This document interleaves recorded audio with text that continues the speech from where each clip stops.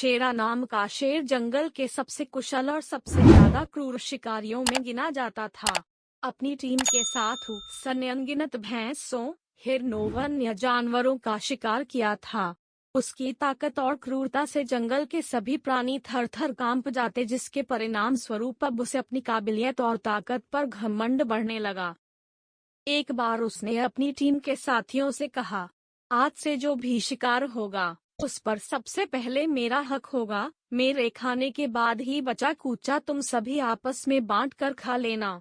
अपनी टीम के एक सदस्य शेरा के मुंह से ऐसी घमंडभरी बातें सुन सभी अचंभित थे। तभी उनमें से एक बुजुर्ग शेर ने शेरा से कहा, तुम होश में तो हो? तुम्हें आज अचानक क्या हो गया? तुम ऐसी बात क्यों कर रहे हो? शेरा बोला, मैं बिल्कुल होश में हूँ। क्या तुम सब ये नहीं जानते कि हम जितने भी शिकार करते हैं उसमें मेरा सबसे बड़ा योगदान होता है। मैं ही तो हूँ जिसकी वजह से हम इतने शिकार कर पाते हैं। इसलिए शिकार पर सबसे पहला हक मेरा ही है और अब सभी को मेरी बात माननी ही पड़ेगी। कोई भी उसकी बात से सहमत नहीं था, इसलिए अगले दिन एक सभा बुलाई गई जिसका उद्देश्य था शेरा को समझाना।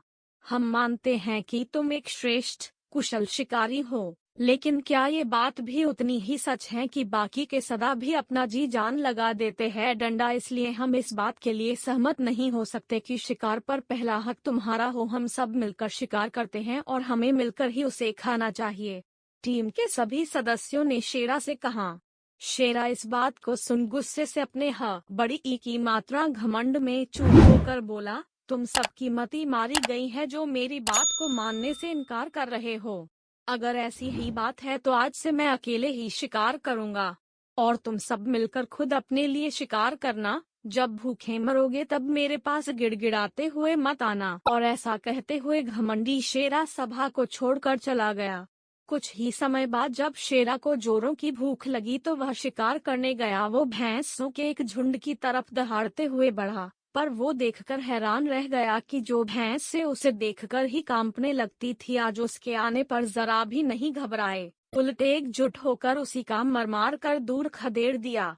भैंसों से पीटने के बाद उसने ने सोचा, चलो कोई बात नहीं, मैं हिरणों का शिकार कर लेता हूँ। और वह हिरणों की तरफ बढ़ा, पर अकेले वो कहाँ तक इन फुर्तीले हिरणों को घेर पाता। हिरण भी उसके हाथ नहीं आई। अब शेरा को एहसास हुआ कि इतनी ताकत होते हुए भी बिना टीम के सहयोग पाए वो एक भी शिकार नहीं कर सकता। उसे पछतावा होने लगा। अब वह टीम वर्क की महत्व अच्छे से समझ चुका था।